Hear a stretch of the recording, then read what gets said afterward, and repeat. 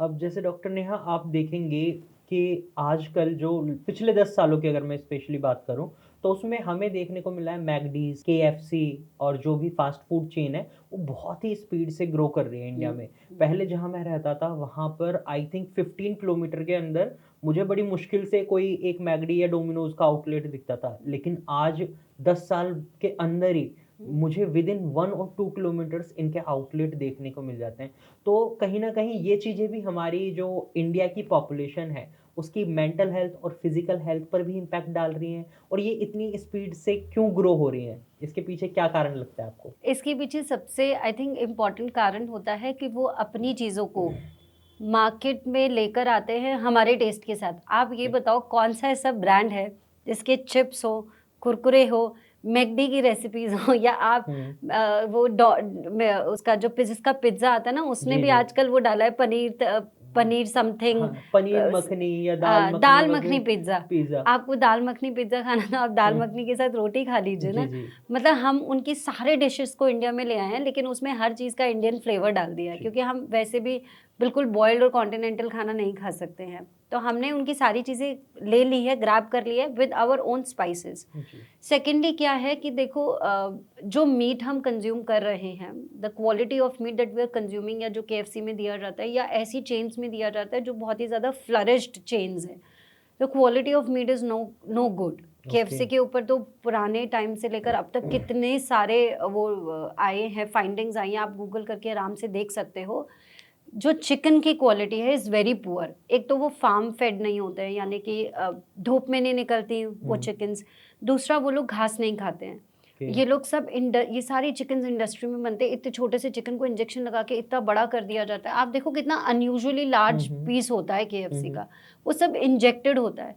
और यही इंजेक्शन जब आप चाहे इसको फ्राई कर लो, चाहे आप इसको किसी भी तरीके से बना लो, चाहे बॉयल करके बना लो, इसके अंदर जो टेस्टोस्टेरोन या जो भी हार्मोन्स डाले जाते हैं, इंजेक्ट करे जाते हैं, एंटीबायोटिक्स के भी इनको बहुत ज़्यादा खिलाई जाती है। जी। एंटीबायोटिक्स इसलिए खिलाए जाते हैं ताकि ये बीमार ना पड़े। अब इनके अंदर जो जर्म्स हैं, जो बार-बार इतनी एंटीबायोटिक से एक्सपोज़ हो रहे हैं, जब हम खाएँगे और हमारे अंदर भी जाएँगे ना, तो हम्म। हम लोग भी एंटीबायोटिक रेज़िस्टेंस हो जाएँगे। और ये बहुत बड़ा कारण है बढ़ती बीमारी का, एंटीबायोटिक रेज़िस्टेंस होना और इतने सारे हार्मोन्स को डायरेक्टली कंज़्यूम जी। करना। और इसीलिए प्यूबर्टी इतनी जल्दी हिट होने लगी है। पहले प्यूबर्टी का मिनिमम एज हम 12-13 साल मानते थे, अब 9-10 इयर्स में बच्चा प्यूबर्टी हिट कर जाता है, जी। Specially females.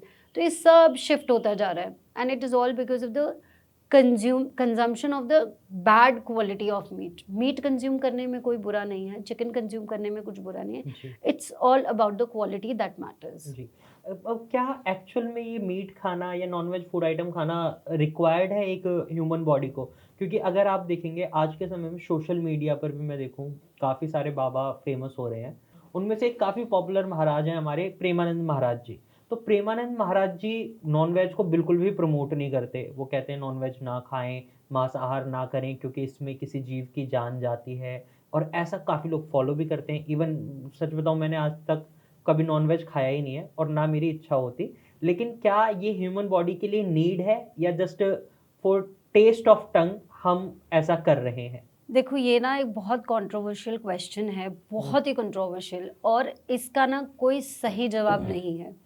लेकिन इसको पढ़ने के लिए, इस जवाब का सही आंसर ढूँढने के लिए, एक तो हमें अपनी रूट्स में जाना पड़ेगा, पूरी एक तरीके से नेचर को समझना पड़ेगा। अगर नेचर ने किसी भी जीव की हत्या करके दूसरे जीव को खिलाना का कॉन्सेप्ट नहीं होता, तो ये कोई भी फिर कार्निवोर एनिमल होता ही नहीं। शेर नहीं होते, है ना, चीता नहीं होता, हुँ, कोई भी हुँ। एनिमल नहीं होता।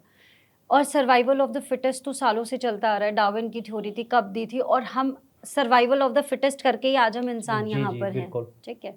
दूसरा, आप अगर मीट कंज्यूम करते हो या फिश कंज्यूम करते हो या किसी और भी तरीके की चीज़ को कंज्यूम करते हो या सिर्फ प्लांट कंज्यूम करते हो, ये हमने नहीं डिसाइड किया। ये बिल्कुल। हमारे एंसेस्टर्स ने बहुत पहले डिसाइड किया था, और वो क्यों डिसाइड किया था? क्योंकि अवेलेबिलिटी ऑफ फूड के अकॉर्डिंग। अब कोई मर तो जाना चाहता नहीं है।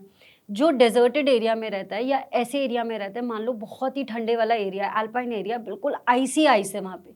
अब अगर वहाँ पे भगवान ने इंसान छोड़ा है, तो उसको सर्वाइव करने के तरीके तो ढूंढने पड़ेंगे। या तो वो सर्वाइव करने के तरीके ढूंढेगा या मर जाएगा, या वो एरिया वहाँ पे ह्यूमन पॉपुलेशन एक्सटिंक्ट हो जाएगी। And this is the whole concept of survival of the fittest.